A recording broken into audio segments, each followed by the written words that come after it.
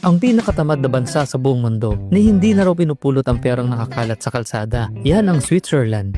Karamihan sa mga Swiss, hindi kailangan magtrabaho ng bongga. 3 araw kada linggo, sold na. Libre ang edukasyon mula kindergarten hanggang kolehiyo. Pati medical expenses, sagot na rin. Kaya halos walang inaalalang gastos. At get this, hindi uso sa kanila ang magtipid.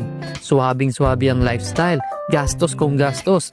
Meron pa silang patakaran na kung legal resident ka, kahit hindi ka magtrabaho, may mahigit 2,000 Swiss francs kang matatanggap buwan-buwan bilang allowance. Pero ang nakakagulat, marami sa kanilang tinatamad pang kunin ng pera sa bangko.